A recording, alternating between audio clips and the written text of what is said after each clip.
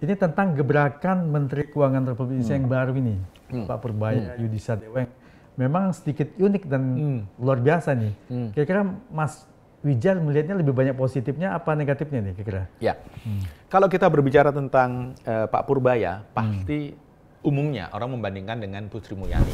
Di sisi lain pemerintah ngijon, tapi kemudian pemerintah yang punya cadangan itu digunakan untuk mendorong likuiditas perbankan supaya bisa jadi kredit. Nah, ini menurut saya harus dihitung dengan seksama. Semoga Pak Purbaya dan timnya tidak salah kalkulasi. Ya, dia bisnis apa, tapi uang terbesarnya dari rokok ilegal. Dan saya tanya, Mas, nggak takut ketangkap polisi? Enggak, Pak, polisi udah tahu ini punyanya siapa. Pak Purbaya menurut saya kurang mendalami situasi terkait isu Cortex ini. Karena beliau mengatakan dalam sebulan Cortex akan beres.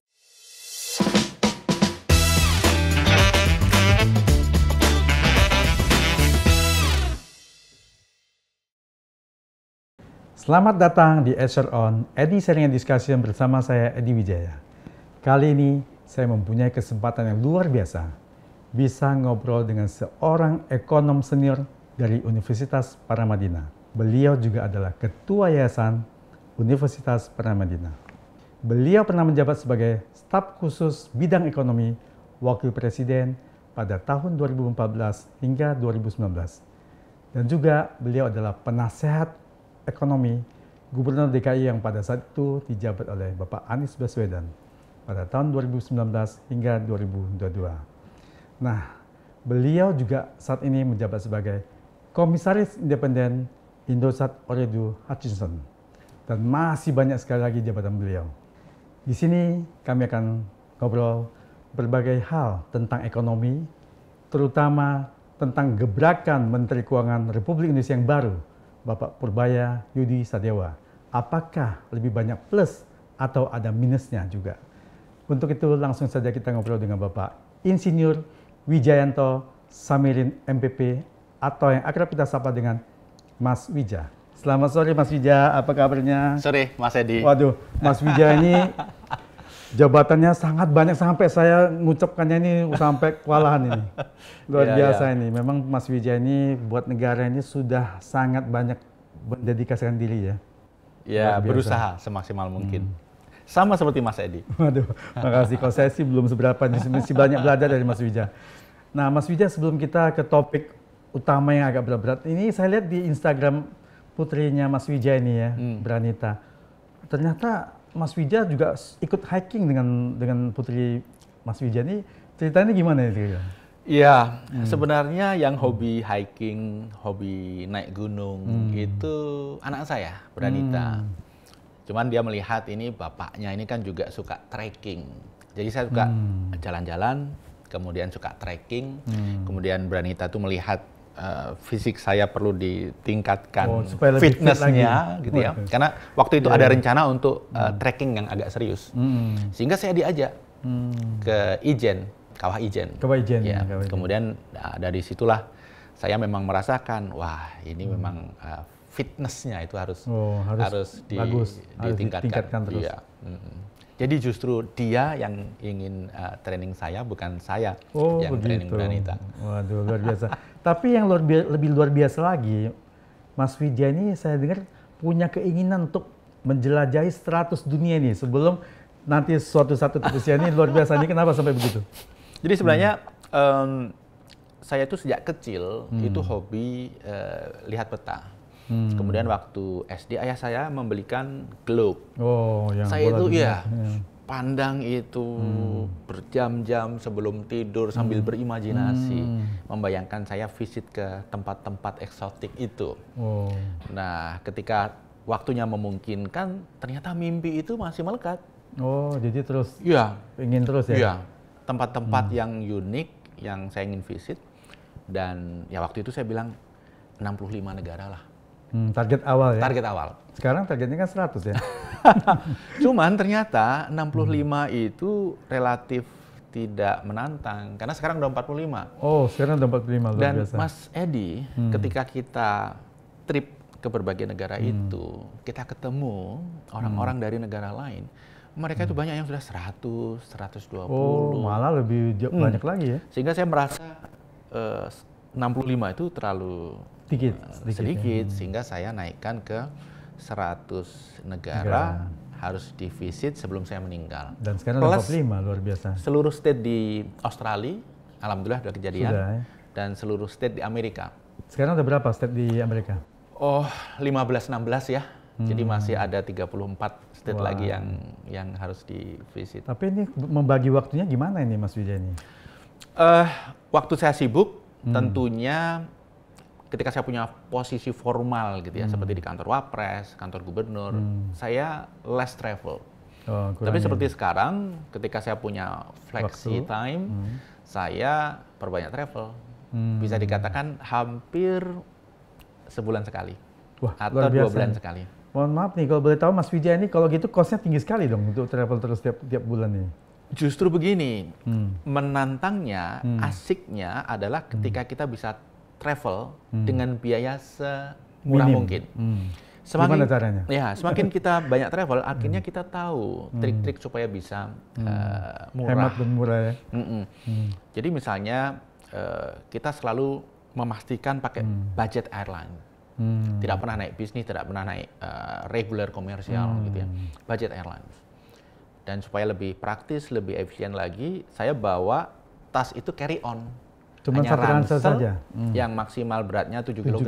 Ya. Kalau saya pas travel sama istri, ya istri pakai carry on. Masing-masing ya? Iya, pas bertiga dengan anak ya tiga-tiganya carry on. Kenapa? Itu menjadi praktis, dan sebenarnya semakin kita banyak bepergian, itu tidak banyak kok barang-barang yang sebenarnya kita betul-betul perlukan. Tapi kalau itu cukup 2 minggu itu? Oh bisa. Dan cuci lagi kering gitu maksudnya? Iya. Tentunya yang kita bawa adalah banyak kostum yang dry fit. Dry fit ya. Kemudian bagaimana kalau misalnya winter atau cuaca dingin? Sekarang kan baju winter itu yang tipis-tipis banyak. Tipis-tipis bulu angsa itu. Jadi bisa. Dan carry on itu sangat menantang, sangat menarik. Karena begini, kami akhirnya paham kalau kita ingin bepergian ke satu negara, hampir pasti cara termudah itu adalah membeli tiket return ke Hong Kong. Misalnya gitu ya. Kemudian dari Hong Kong return ke negara itu. Oh, jadi jangan direct dari Indonesia? Jangan, pasti jauh lebih mahal. Jadi return ke Kuala Lumpur, kemudian dari Kuala Lumpur return ke negara itu. Ya, sehingga di Hong Kong atau Kuala Lumpur atau kadang-kadang Singapura, kita itu harus keluar. Ke imigrasi, kemudian masuk lagi. Kalau kita pakai tas yang di bagasi, repot, waktunya nggak memungkinkan. Tapi kalau carry on, langsung itu 2,5 jam aja. Cukup ya? Cukup. Untuk transit atau keluar lagi cukup. Wah ini penonton SRO ini punya tips luar biasa nih dari Mas Wijaya nih. Buat traveling, yang suka travel ke luar negeri supaya bisa satu hemat waktu, hemat biaya, efisien ya, luar biasa. Boleh saya nambahkan lagi? Ya, Jadi supaya bisa hemat dan sebenarnya semakin kita bepergian itu semakin merasakan kenikmatan maksimal itu ketika kita hadir di satu negara berperilaku seperti orang lokal. Wah, gimana itu kira-kira? Jadi ya kita jangan mengunjungi tempat-tempat wisata, kita jangan makan di tempat-tempat mahal yang biasa dikunjungi wisata pasti mahal tempat wisatanya. Iya, pasti. Tapi kita menikmati betul seperti orang lokal.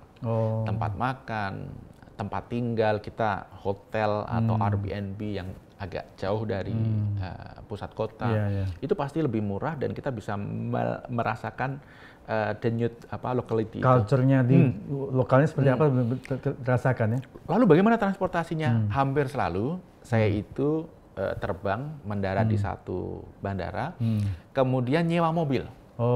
Kemudian sendiri dong? Iya, mengeksplor negara itu pakai mobil, kemudian kembali lagi ke airport, kemudian balik ke Indonesia. Nah, kita dengan mobil nyetir sendiri, sebenarnya murah, bensin di luar negeri murah. Kemudian kita bisa berkunjung ke tempat-tempat yang mana mau kita singgah ya. Kemudian minimal menghemat taksi dari bandara ke kota itu mahal. Pasti. Kemudian begitu kita masuk mobil, tujuan kita adalah ke supermarket. Beli belanjaan untuk 2 minggu. Udah seperti orang lokal, itu paling nikmat. Apa mungkin sekaligus nggak sewa yang van yang bisa tidur, nggak ada kamar tidur, apa tempat tidur segala macam?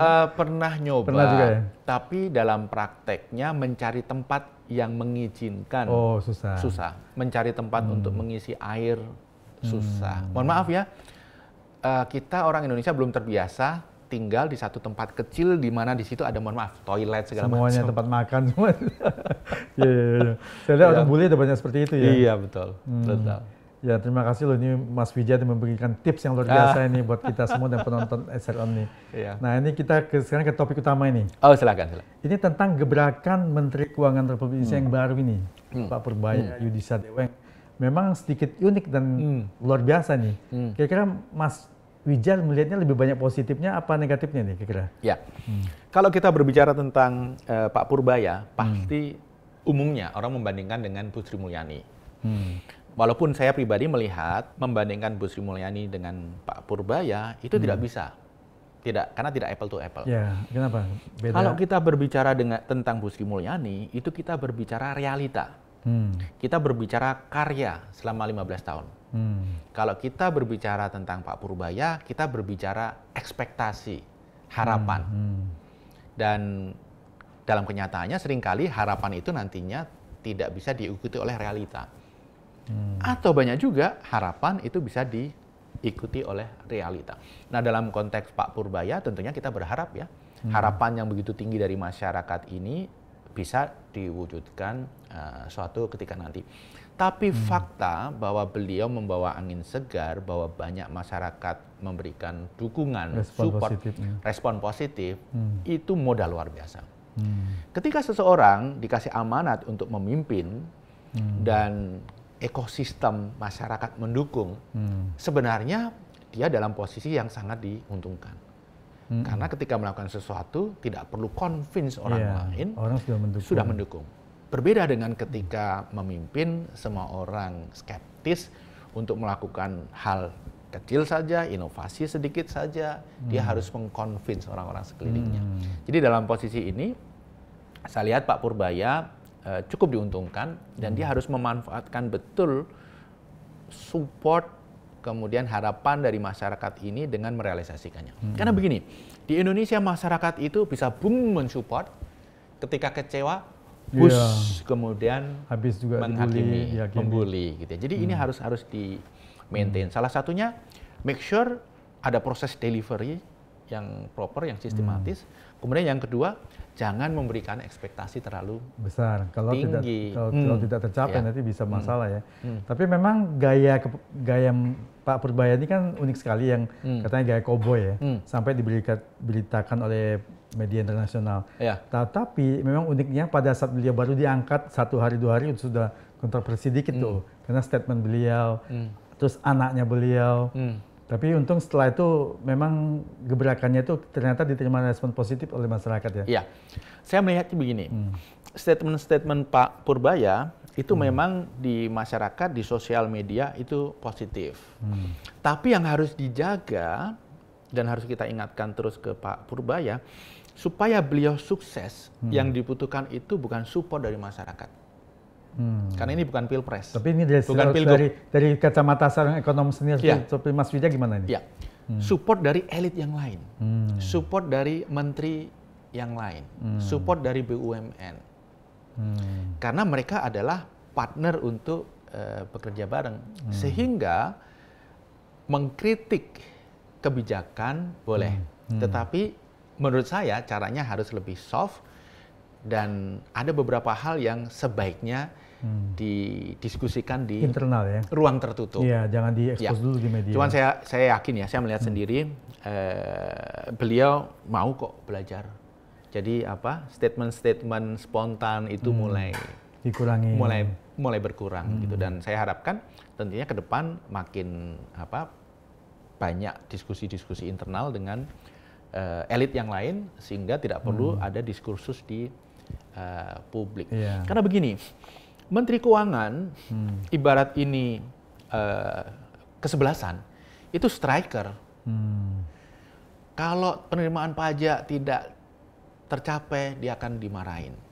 Kalau defisit APBN melebihi target, dia akan dihujat. Kalau spending tidak tepat sasaran, dia akan dihujat. Nah, dia bisa mewujudkan itu ketika menteri-menteri yang lain, gubernur-gubernur yang lain itu bergerak, sinergi.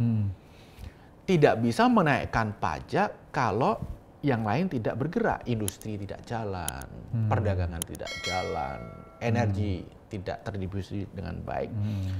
Jadi striker hanya bisa mencetak gol, Ronaldo bisa mencetak gol, kalau teman-temannya itu ngumpan. Umpan yang baik. Gitu. Kalau teman-temannya itu membuka pertahanan lawan. Baru bisa, Dan kalau semua itu tunduk pada aturan Jose Mourinho, si pelatih sepak bola dan asisten-asistennya. Jadi ini adalah akhirnya adalah permainan tim.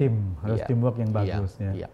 Sehingga harus dikurangi serangan-serangan, statement-statement publik ke menteri yang lain. Jadi jangan sampai terkesan ada disharmonis nih antar kementerian misalnya. Iya.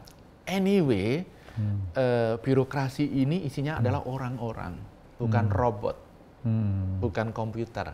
Mereka punya preferensi, mereka ada emosi, ada perasaan gitu. Jadi, tapi saya melihat beliau akan cepat belajar. Meskipun gaya cowboy, tapi nanti bisa terarah ya. Mungkin seperti yang Mas Wijaya, seorang ekonom senior kan perlu memberikan masukan-masukan supaya mungkin barangkali mereka mendengar kan bisa dipertimbangkan. Ya, saya melihat ada banyak kalangan yang mengatakan kasih kesempatan 3 bulan.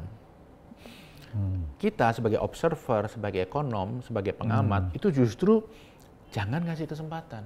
Maksudnya sebelum dilakukan sudah diarahkan? Masukan itu justru disampaikan sebelum kebijakan, sebelum program dijalankan. Sehingga ketika dijalankan sudah dengan platform, sudah dengan kebijakan yang lebih baik dan yang benar, menerima masukan-masukan banyak dari masyarakat ya? Bahwa kemudian dijalankan, ya kita bantu pantau, kemudian kita kritisi, kita support begitu. Kalau saya prinsipnya simple, Mas Edi.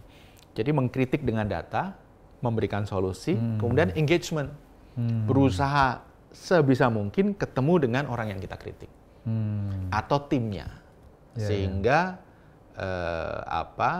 apa yang kita sampaikan itu bisa diterima. Jangan sampai berpersepsi ya. Karena tidak ada sentimen pribadi kan, tapi memberi masukan itu kadang-kadang bisa juga ditanggapi oleh pribadi yang langsung. Wah, ini kayaknya dia sentimen saya nih. Tapi kalau ketemu langsung kan beda. Bisa dirasakan auranya ini seperti apa ini. Iya, banyak orang yang lupa poin ketiga, engagement. Jadi kritik solusi ini di Indonesia yang teramat penting adalah engagement. Dan juga jadi masalah bukan sulitnya bertemu kadang-kadang dengan langsung orangnya. Sebenarnya begini, kita itu bisa ketemu seseorang lewat orang lain, gitu. Kalau tidak bisa ketemu langsung, ya ketemu orang kepercayaannya. Untuk disampaikan. Ya, tapi hampir semua orang di Indonesia itu approachable kok. Bisa kita temui. Iya. Jadi kita kontak sahabat kita kenal sahabat dia menghubungi, kemudian akhirnya terkonek. Nah ini terus kemarin kan beberapa waktu lalu itu sempat Pak Purbaya ini digeruduk sama kepala daerah ya, gubernur-gubernur itu yang masalah TKD ini. Ya transfer ke daerah yang dipotong sampai 155 triliun nggak salah ya untuk tahun 2026 ini. Nah ini kira-kira menurut Mas Wijaya gimana ya? Kita harus potret secara objektif ya. Ide ini kan sebenarnya sudah ada di RAPBN 2026 sebelum Pak Purbaya menjadi menteri. Jadi Pak Purbaya mewarisi situasi ini. Tapi ini memang situasi yang kompleks, Mas Edi. Kenapa? Transfer ke daerah itu diturunkan hampir 20% dari tahun 2025. 2025 itu sudah turun dari tahun 2024. Kalau kita lihat historinya, rata-rata di masa lalu transfer ke daerah itu 35% total spending APBN. Tahun 2026 itu hanya 18%. Sehingga sebagian kalangan ya bisa dipahami kalau mengatakan, oh pemerintah melakukan resentralisasi. Desentralisasi ditarik menjadi resentralisasi. Nah permasalahannya adalah kalau kita lihat struktur APBD, data Kemendagri ya, hanya 30% provinsi di Indonesia yang APBD-nya cukup imbang, artinya peran PAD, pendapatan asli daerah cukup besar. 70% itu sangat tergantung bantuan pusat, transfer pusat. Ini provinsi, bagaimana dengan kabupaten dan kota? Lebih tergantung. Permasalahannya adalah banyak daerah yang mereka itu memang tidak punya PAD. Dan kalau kita ingin menaikkan PAD itu perlu waktu, karena harus membangun ekonomi. PAD itu apa sih? Kan dari PBB, oke, itu yang paling gampang, sehingga kemarin Pati naikin. Iya, itu yang jadi masalah juga kan. Dari kos-kosan, dari hotel, dari parkir, dari reklame, kemudian dari galian C, dari pajak rokok, dari pajak BBM. Kalau tidak ada aktivitas ekonomi di daerah itu, ya semua ini juga berkurang kan otomatis. Iya, mau menaikkan juga nggak mungkin dilakukan, tidak berdampak karena memang aktivitasnya. Jadi memang menaikkan PAD itu di banyak daerah itu tidak gampang. Ini masalah struktural, perlu waktu lama. Nah, ketika dinaikkan 20%, diturunkan 20% tahun 2026, saya melihat ada potensi turbulensi politik ekonomi ini. Karena daerah-daerah menjadi tidak punya cukup dana untuk mendanai operasionalnya. Belanja rutin saja tidak cukup.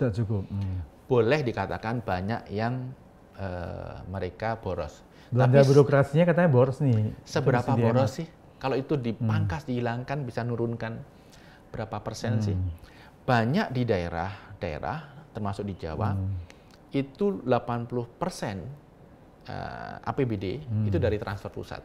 80%. Kemudian 85% belanja itu adalah belanja rutin.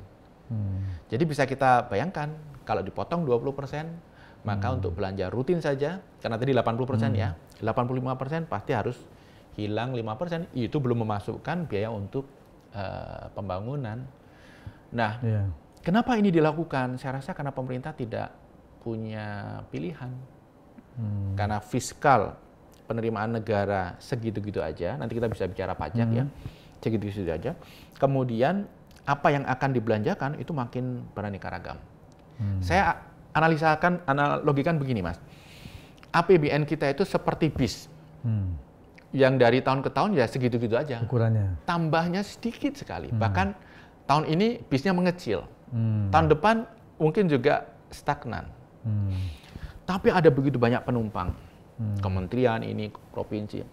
Kemudian sudah penuh, ada ruang kosong kecil. Ini yang namanya ruang fiskal. Jadi APBN kita ruang fiskalnya kira-kira 10-11% dari total spending. Jadi kira-kira 370 triliun sekarang ini. Ruang fiskal ini yang bisa digunakan oleh pemerintah untuk berinovasi, melakukan hal-hal yang kreatif.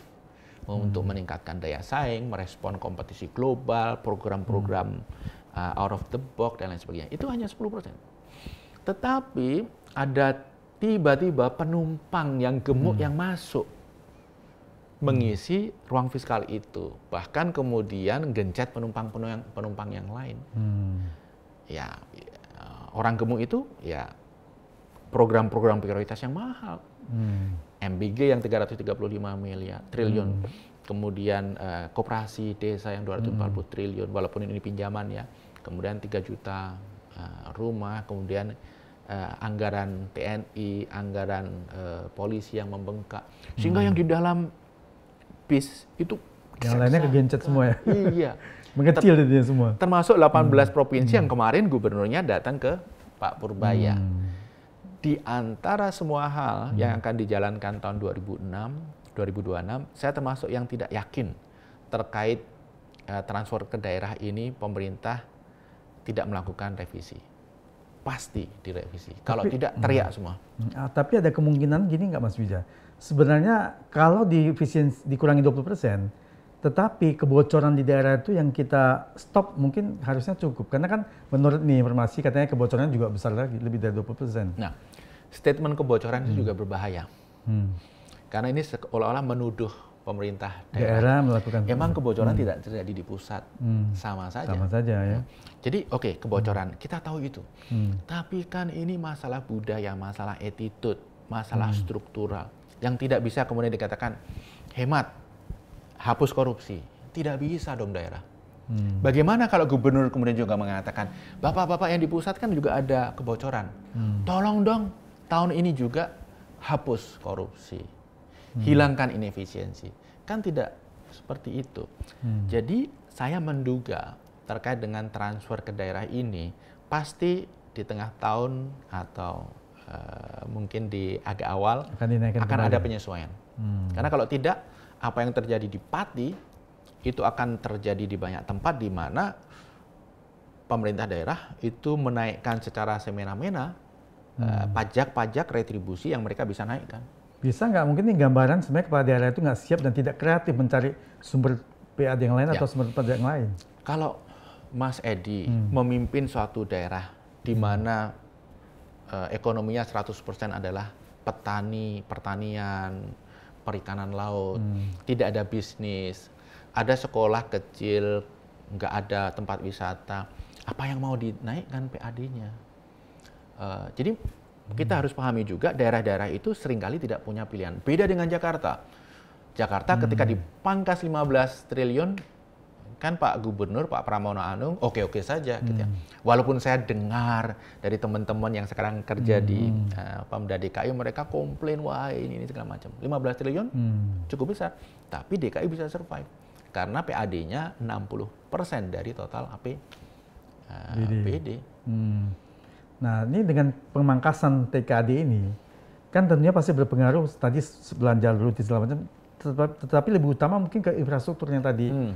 Mungkin ada jalan rusak segala macam yang rusak tapi tidak bisa diperbaiki, malah nanti menambah cost logistik untuk hasil pertanian dan segala macam nih. Betul. Kira-kira ke situ juga arahnya. Jadi pasti yang dikorbankan adalah capital expenditure, investasi. Jadi jalan berlubang, irigasi tidak lancar, jembatan rusak, kemudian listrik gitu ya, tidak bisa mengcapture daerah-daerah pelosok, pasar rusak, kemudian keamanan mungkin sedikit terganggu, pegawai-pegawai honorer diberhentikan, ini mungkin menimbulkan sedikit dinamika di daerah. Ini sangat mungkin terjadi. Ya, terus satu lagi ini tentang kebijakan dari Pak Purbaya nih. Waktu itu menarik 200 triliun dari cadangan yang di BI nggak salah ya. Itu disalurkan ke Himbara. Nah, kira-kira ini potensi terjadi kebocoran atau disalah manfaatkan oleh pihak tertentu gimana kira-kira menurut Mas ya, saya kebetulan cukup intens berdiskusi dengan tim ekonomi Pak Prabowo ya. Jauh sebelum kabinet dibentuk, jauh sebelum Pak Purbaya dipilih sebagai menteri. Memang salah satu narasi yang yang sangat intens dibahas di sana adalah bagaimana SAL yang nilainya 450 triliun itu di-deploy. Karena selama ini nganggur di BI. Nah, rasanya Pak Purbaya dilantik menjadi Menteri Keuangan untuk menjalankan misi itu. Makanya yang pertama kali diumumkan ketika beliau dilantik kan SAL itu akan dimanfaatkan. Ada 450. Pertanyaannya, kenapa dulu Bu Sri Mulyani tidak memanfaatkan SAL itu? Karena begini, pemerintah itu perlu buffer. Ini kembali tergantung risk profile masing-masing menteri. Kalau Pak Purbaya lebih risk taker sehingga beliau berani ngambil risiko. Kalau Bu Sri Mulyani lebih konservatif sehingga beliau menganggap jangan sampai terjadi. Ya, jangan ambil risiko. Jadi pemerintah itu perlu buffer. Bulan pertama, kedua, ketiga setiap awal tahun itu pajak belum masuk, spending sudah keluar. Kalau pemerintah nggak punya uang dari mana? Kalau pemerintah nggak punya uang, yang dikorbankan adalah capital expenditure. Jadi nggak ada investasi di awal. Investasi semua numpuk di belakang. Nah, dalam konteks ini pemerintah menggunakan dana SAL itu dipakai sementara, tapi sebelum akhir tahun harus sudah dikembalikan. Dalam kondisi sulit sebulan itu bisa ngambil 100 triliun. Itu dia kenapa Menteri Keuangan yang lama mempertahankan nilai itu untuk mengantisipasi. Nah, Pak Purbaya saya rasa risk profile-nya beda, lebih risk taker sehingga nggak perlu 450 lah, 250 cukup, sehingga 200 ditaruh di Himbara. Bahkan Bank DKI, Bank Jabar akan dikasih. Artinya yang ada di BI kurang dari 250. Saya sendiri agak khawatir kalau kita tidak punya buffer itu. Karena situasi fiskal tahun ini berat. Jadi hingga Agustus penerimaan negara itu turun sekitar 7%, 8% dibanding periode yang sama tahun lalu. Jadi dibanding tahun 2024 masih turun 7%. Turun 7%. Artinya apa? Dalam kondisi normal naik 10%. Berarti ini situasi abnormal. Kemudian kalau kita fokus ke PPN itu turun hingga 11-12% PPN.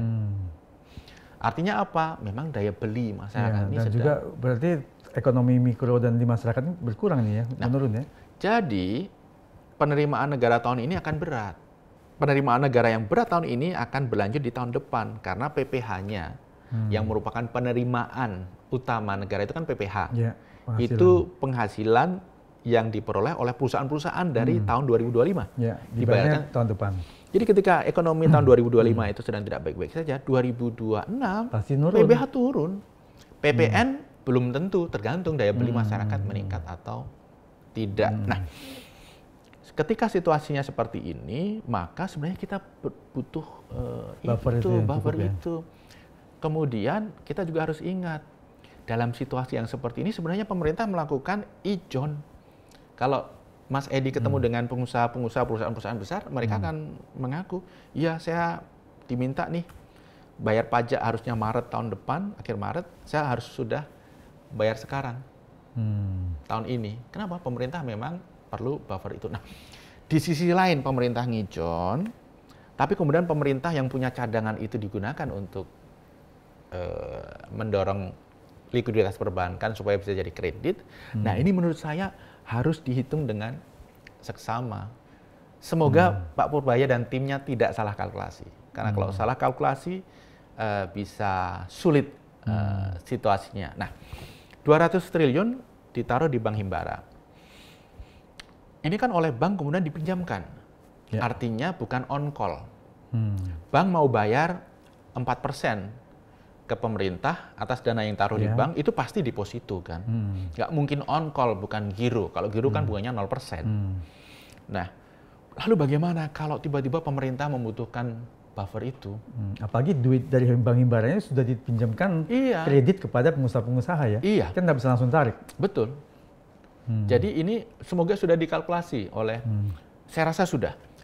Tapi harapan saya semoga sudah dikalkulasi dengan benar dan objektif oleh Pak Purbaya dan timnya.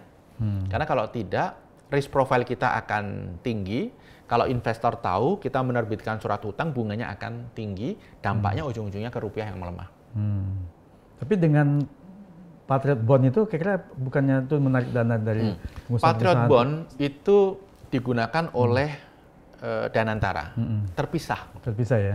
Jadi Danantara menerbitkan Patriot Bond 50 sekian triliun dengan bunga 2%. Ini digunakan untuk menurut saya investasi, tapi kebanyakan dugaan saya karena dalam tahap awal ini Danantara akan melakukan restrukturisasi besar-besaran BUMN, karya, farmasi, kemudian kereta api dan lain sebagainya, Garuda akan digunakan untuk itu. Tetapi begini, Patriot Bond itu hanya boleh sekali. Oh, tidak bisa dana itu kalau suatu saat pemerintah butuh switch ke sana dulu nggak bisa? Ya perlu terjadi sesuatu. Perlu kan mekanisme bisa. Misalnya kemudian Danantara membeli SPN yang diterbitkan oleh pemerintah itu bisa saja. Tapi yang saya maksud Patriot Bond itu hanya sekali karena kalau 2 kali 3 kali ini mengirim pesan bahwa Indonesia mengalami krisis ekonomi. Dan ini mengirim kesan bahwa ketidakpastian berusaha di Indonesia ini tinggi. Ditarik sekali, pengusaha-pengusaha itu ya oke. Tapi kalau kedua, kemudian ada yang ketiga, mereka akan mulai melihat, aduh kok bisnis di sini sulit ya. Tidak hanya mereka, tapi juga orang yang melihat. Dari luar negeri nih? Oh iya, kita harus hati-hati.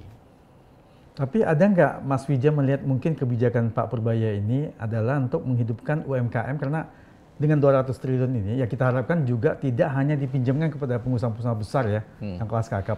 Pasti. Kalau bisa masuk ke UMKM sehingga ekonomi kerakyatan kita itu bisa hidup. Itu bukannya lebih bagus? Ya, pasti itu sisi positifnya.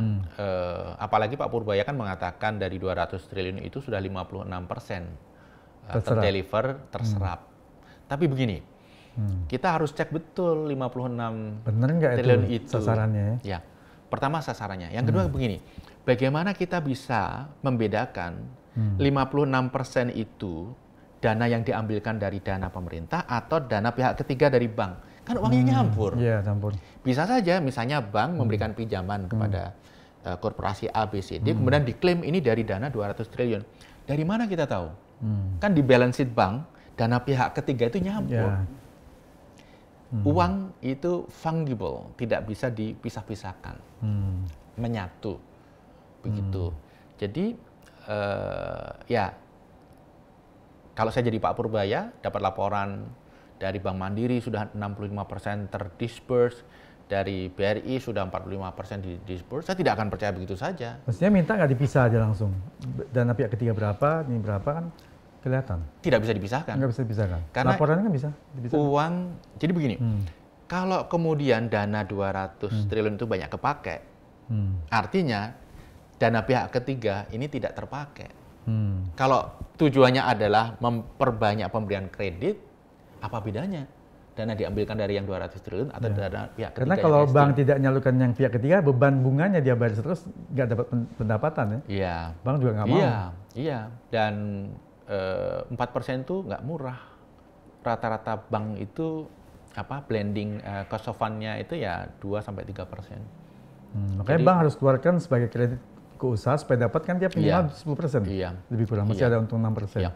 Tapi apapun itu, ya kita menghargai motifnya ya. Ingin menggelontor likuiditas, ingin mendorong supaya kredit itu jalan dengan baik. Tapi begini, ada banyak kebijakan Pak Purbaya yang saya juga melihat ini sangat bagus.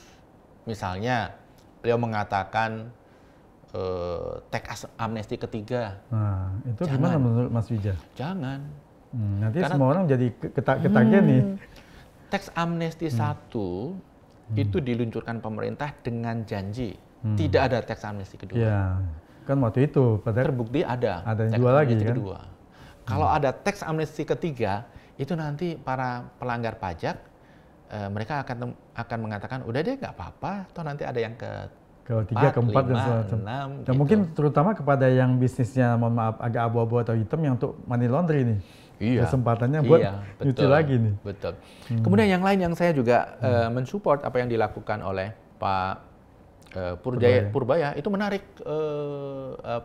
penunggak pajak, bukan pengemplang lah, penunggak ya. Penunggak pajak 60 triliun. Katanya kan udah akan ditagih tuh. Iya. Walaupun baru tertagih masih di bawah 10 triliun gitu ya. Tapi bahwa ini ada upaya serius untuk menagih menurut saya bagus, dan saya juga mengapresiasi karena tidak seperti tuntutan banyak pihak. Tolong diumumkan siapa penunggak pajak. Itu kalau diumumkan akan muncul turbulensi yang tidak perlu. Itu kalau diumumkan, perusahaan-perusahaan itu akan dengan cepat yang sudah kesulitan keuangan menjadi bangkrut. Makin bermasalah. Karena counterpart. Hilang trust-nya. Iya. Investor, pembeli, importir di luar negeri. Hilang trust-nya, ini punya masalah pajak, saya nggak ingin nanti terlibat ini. Sehingga keputusan menagih tanpa mendisclose itu juga penting. Dan syukur-syukur saya berharap kalau misalnya ada yang kesulitan membayar, jangan kemudian asetnya diambil. Jadi berikan restrukturisasi atau apa? Harus dikasih peluang dengan restrukturisasi yang win-win lah bagi semua pihak. Jadi nggak mati gitu bisnisnya? Iya. Kalau diambil oleh pemerintah, pertama, pemerintah bisnisnya pasti mati. Kedua, pemerintah tidak dapat apa-apa. Kenapa? Mayoritas aset itu dijaminkan ke bank. Dan bank lebih senior daripada pemerintah. Iya, dan lebih paham ya. Iya. Jadi ada beberapa hal yang saya apresiasi lah dengan apa yang dilakukan oleh Pak Menteri. Termasuk keterbukaan, menyampaikan ini masalah, ini masalah. Keterbukaan itu membuat orang-orang seperti kita kemudian care, ikut diskusi, ikut memberikan masukan, ada public discourse yang positif. Nah ini tentang Pak Purbaya yang sempat menyinggung masalah BGN nih, penerapannya masih kecil, kalau nggak terrealisasi mau di-cut ini anggaran ini, kira-kira menurut Mas Wija sebenarnya gimana? Tidak perlu disampaikan, ya memang itu akan terjadi. Anggaran 71 plus ya, hampir 90 triliun. Kemudian baru terserap 20 triliun. Kalau sampai akhir tahun tidak terserap, kan itu ditarik. Kembali. Ya, otomatis. Jadi tidak perlu dikeluarkan statement itu, ya sebenarnya memang prakteknya akan seperti itu. Kalau Pak Purbaya mengatakan akan ditarik Oktober, karena sudah ketahuan pada bulan Oktober, akhir Oktober nanti, November, Desember akan seperti apa. Sisanya berapa. Jadi jangan diartikan kemudian Pak Purbaya tidak setuju dengan program pemerintah. Karena mekanismenya ya memang seperti itu.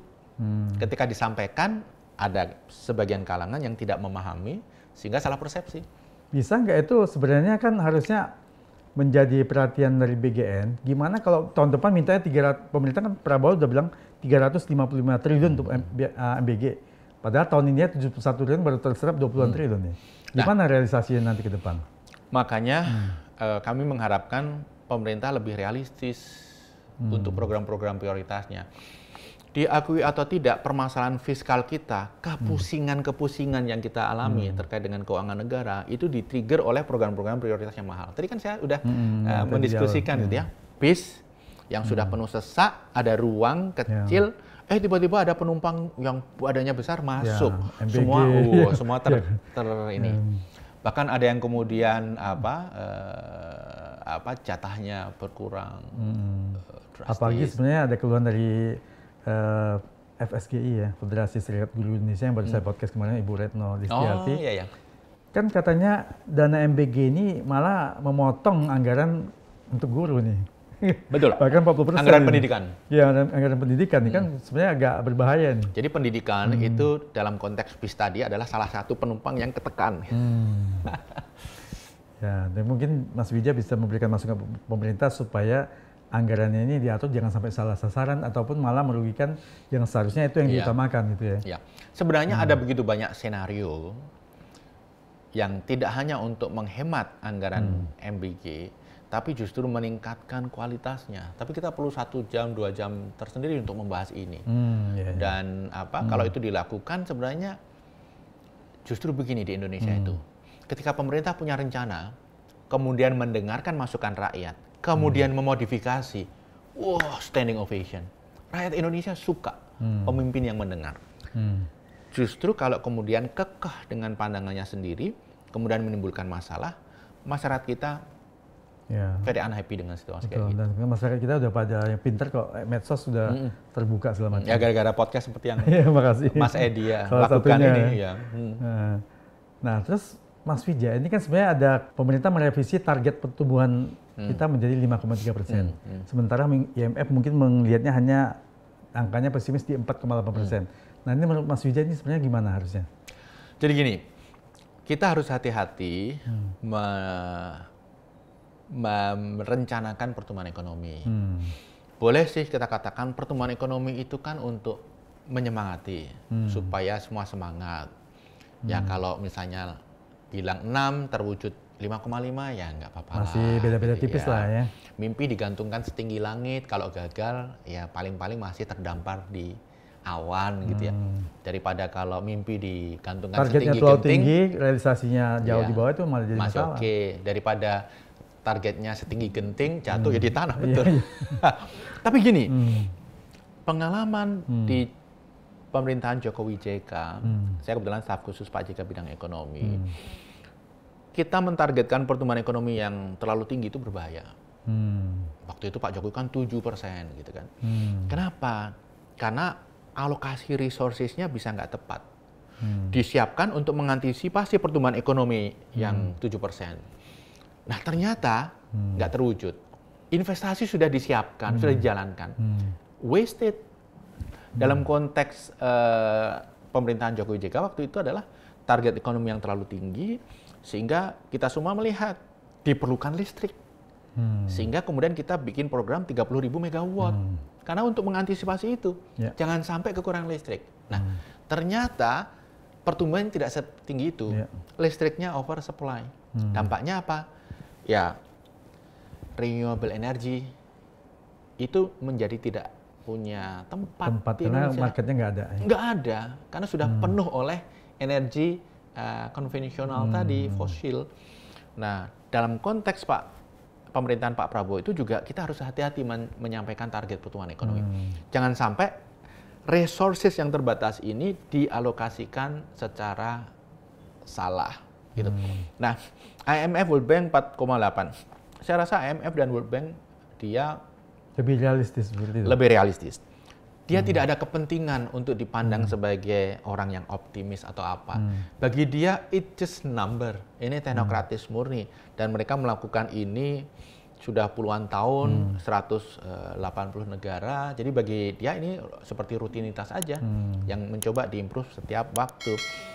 Bagaimana dengan 5,3? Ya, menurut saya 5,3 memang terlalu tinggi ya, terlalu bombastis. Apalagi kalau kita lihat daya beli, situasi kondisi fiskal, ekonomi sekarang yang sedang tidak baik-baik saja. Ya, tidak baik-baik saja. Kemudian Mas Edi, saya rasa pahamlah situasi di lapangan. Sampai Agustus ini penjualan mobil turun, penjualan motor turun sedikit. Kenapa? Banyak yang pindah dari mobil ke motor. Penjualan semen turun. Kemudian fast moving good, FMCG, sabun segala macam, mereka pada down trading. Kemasan dikecil-kecilin, mereka makin jarang daya beli belanja. Ya. Jadi baik online maupun offline, market itu mengalami penurunan sales. Bahkan yang paling gampang rokok, mereka down trading. Saking tidak punya uangnya masyarakat, mereka beli rokok ilegal. Yang lebih murah. Yang ilegal. Yang ilegal bahkan ya, nggak tepat. Ini lebih murah soalnya. Iya. Jadi yang ilegal itu kan paling 11.000, tapi yang branded 24.000, 25.000. Faktanya tahun 2020 rokok ilegal ini share-nya terhadap pasar rokok di Indonesia dari sisi volume itu baru 3-4%. 3-4%. Meningkat. 2023 jadi 7%. Sekarang 14-15%. Ini menggambarkan masyarakat tidak punya daya beli. Hati kecil masyarakat itu, orang Indonesia itu nggak nyaman mengkonsumsi barang-barang ilegal. Tadinya, tapi kalau ekonominya pas-pasan, ya terpaksa juga. Karena terpaksa. Iya. Itu. Tapi kan Pak Purbaya mau menyikat nih memberantas siapa yang menjual rokok ilegal nih, sampai mau dicek segala macam. Keputusan tentang cukai rokok termasuk saya setuju. Dalam situasi serba sulit ini jangan mengambil kebijakan yang bisa menimbulkan unintended consequence. Konsekuensi yang tidak kita perkirakan, misalnya lapangan kerja dan lain sebagainya. Penerimaan cukai yang turun karena dinaikkan, terlalu mahal, volume turun, semua lari ke rokok ilegal. Sehingga tepat di-freeze setahun 2 tahun, kemudian diperbaiki ekosistemnya. Rokok ilegal diberantas, memberantasnya pun saya setuju. Jangan kemudian mereka di bumi hanguskan. Dikasih kesempatan untuk menjadi resmi, legal.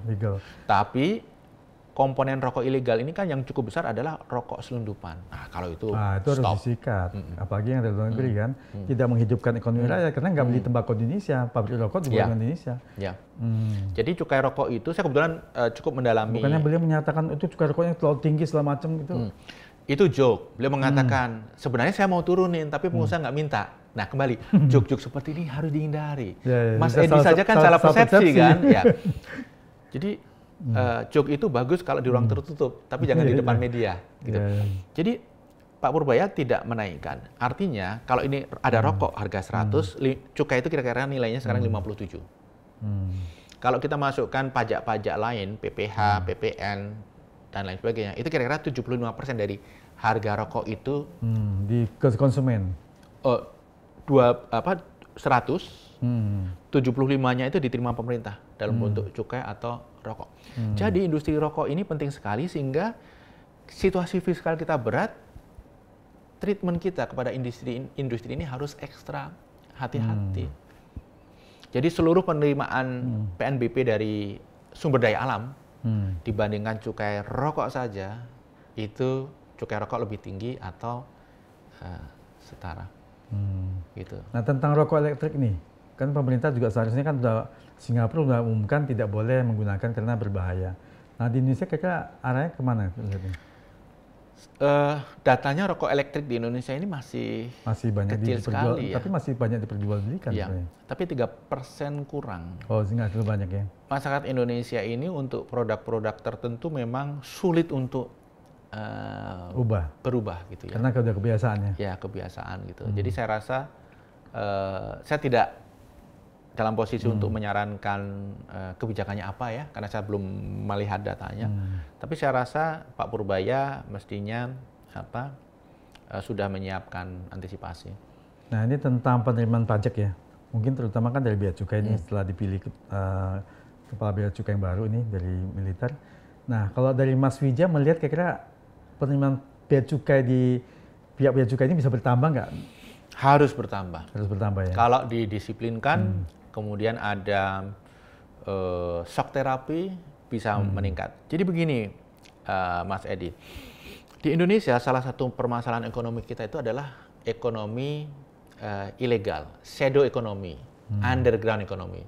Itu ukurannya sudah besar. Menurut EY, Ernst & Young Global, itu sudah 22,5% GDP. Gede. Besar sekali. Yang lebih tinggi dari Indonesia dalam studi itu hanya India, 25%. Yang lain-lain di bawah kita. Nah, 22,5% ini tidak membayar pajak. 22,5% ini bisa menjual produk di Indonesia dengan harga murah. Ini membunuh real sektor kita. Iya. Tekstil, makanan, minuman, rokok, dan lain sebagainya. Jadi ini yang menurut saya setuju dengan Pak Purbaya dalam konteks ini akan diseriusi. Shadow economy ini harus dikerjakan. Yang ilegal berantas. Kalau yang diproduksi di dalam negeri tapi karena prosesnya belum formal, ini coba dilegalkan gitu. Gede. Dari sisi nilai 22% GDP itu sekitar 5.500 triliun.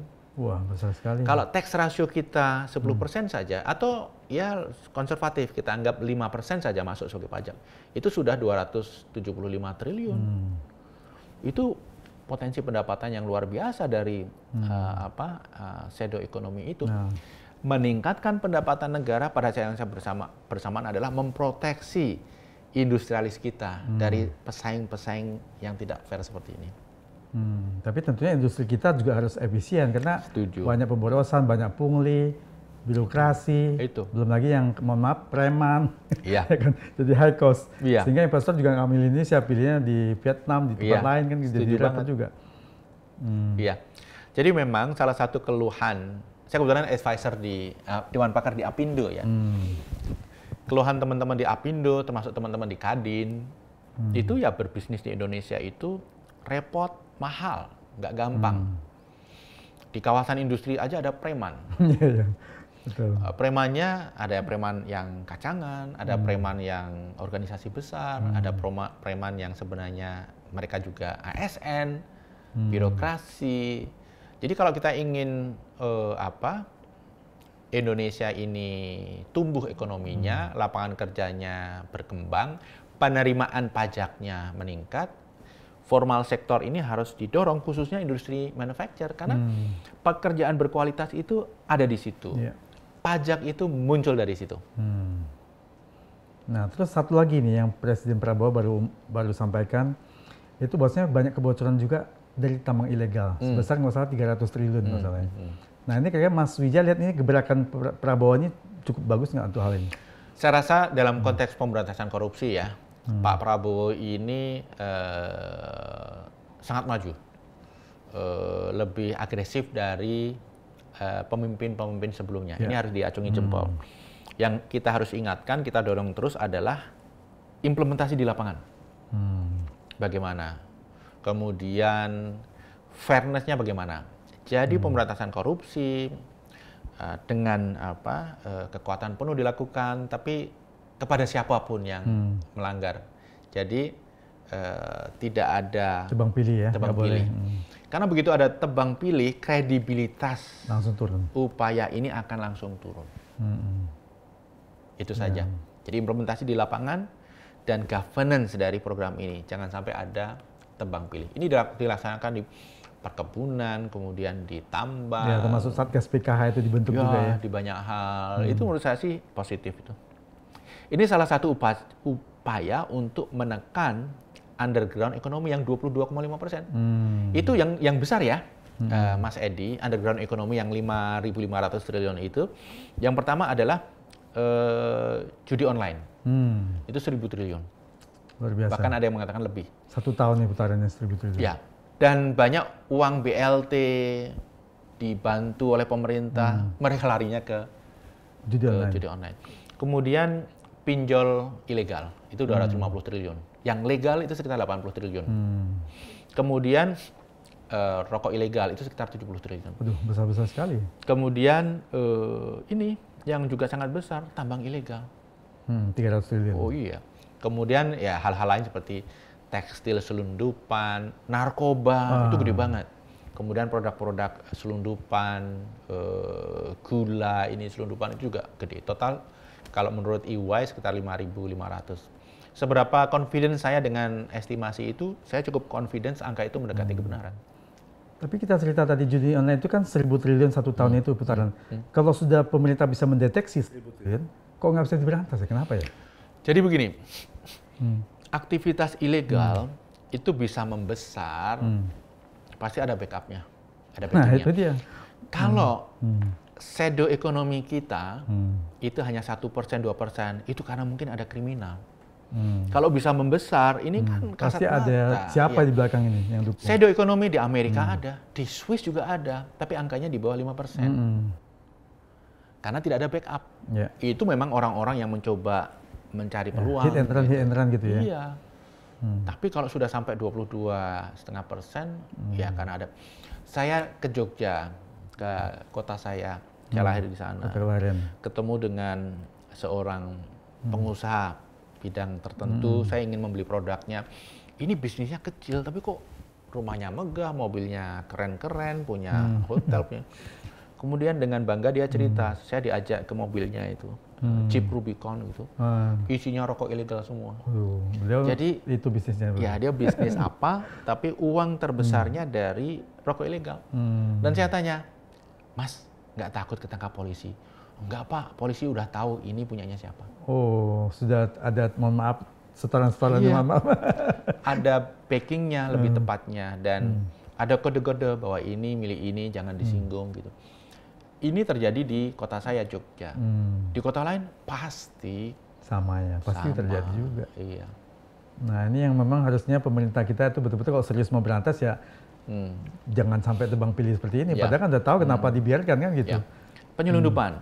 Sebenarnya pemerintah bisa memulai dengan cara sistematis. Misalnya, kita harus tahu dong berapa banyak produk diselundupkan. Kita tahu penyelundupan tekstil dari Cina sedemikian masif. Taunya dari mana? Pasar. Bea Cukai. Itu Bea Cukai Cina itu mempublish data mereka volume berapa ekspornya ke Indonesia. Kemudian Bea Cukai kita itu mempublish data volume masuk berapa. Berbeda jauh. Ya. Kalau pemerintah ingin memberantas secara sistematis, seluruh negara tinggal diwajibkan melakukan hal yang sama. Datanya. Dari Singapura kita minta ekspor ini berapa. Kemudian Bea Cukai kita ekspor ini berapa. Yang dari Singapura, dari Cina, 5 negara utama saja, tidak harus semua. Dari situ kita bisa memulai pemberantasan penyelundupan.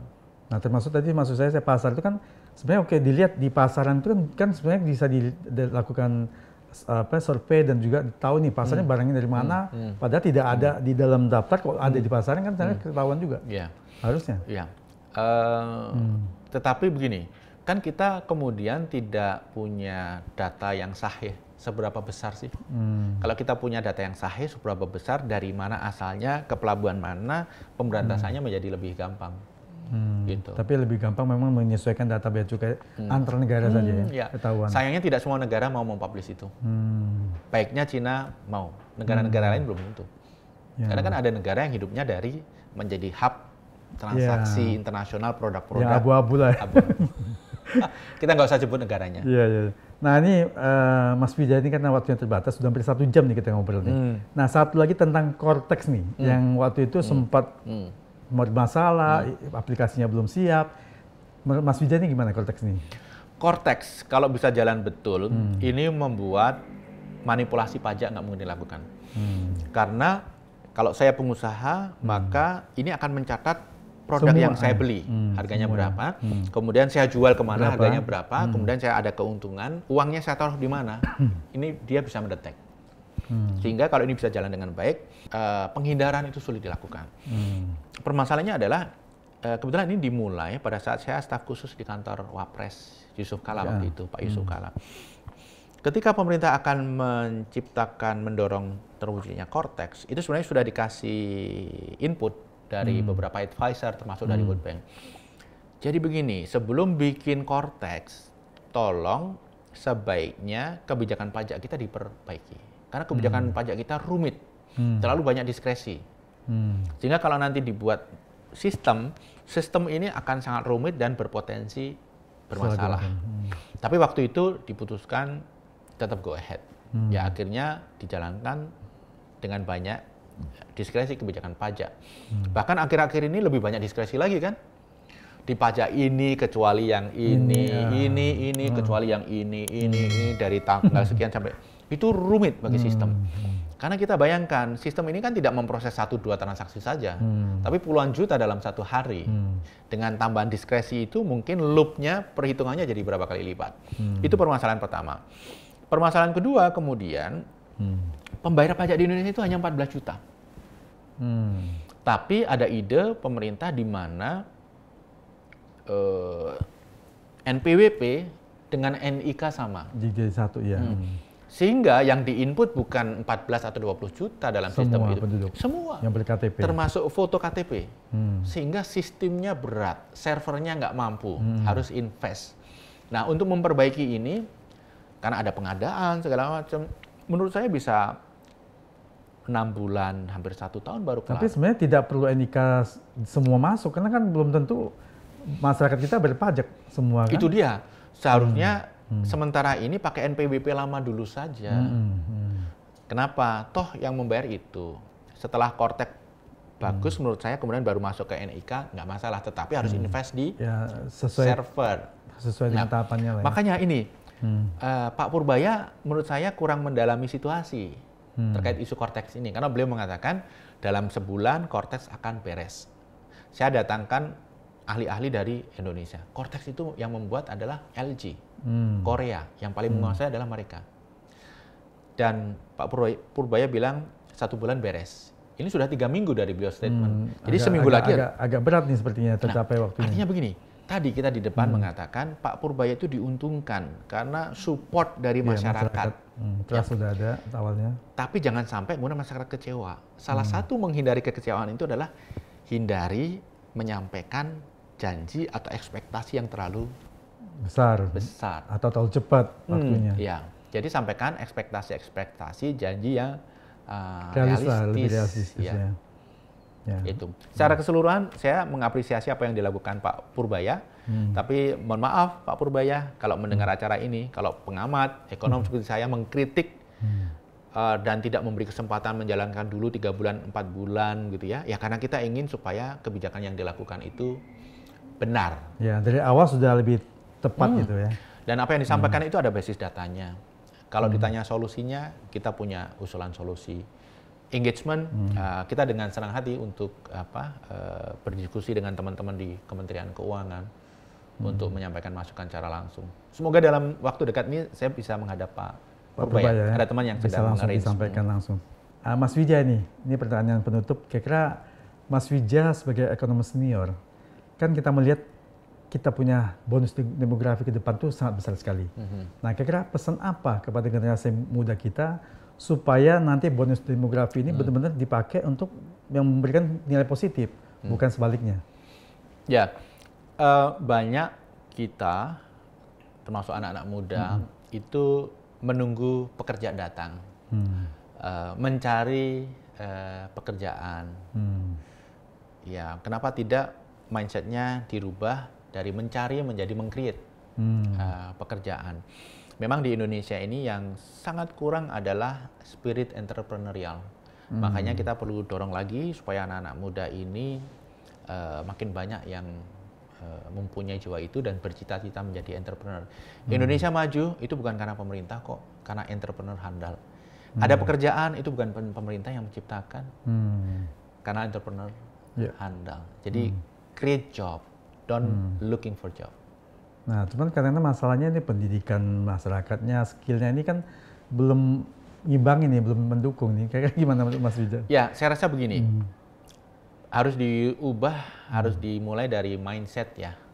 Saya sendiri ekonom, ngajar, investment bankers, tapi di masa lalu saya pernah juga menjadi entrepreneurs dan akhirnya saya memilih untuk mengambil jalur lain. Tapi pernah mencoba itu dan memang nikmat sekali dan memang opportunity itu ada di mana-mana. Jadi menurut saya justru spirit ini yang perlu terus digelorakan.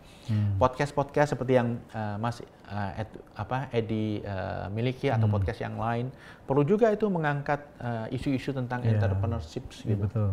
Kita kekurangan sekali anak muda yang berniat menjadi entrepreneurs. Mereka inginnya jadi vloggers, jadi YouTubers, politisi, ASN gitu. Ya, makasih Mas Wijaya atas advice dan waktunya dan tempatnya luar biasa untuk podcast dengan kami di SRO. Dengan senang hati. Ya, makasih Mas Edi. Sama-sama. Makasih.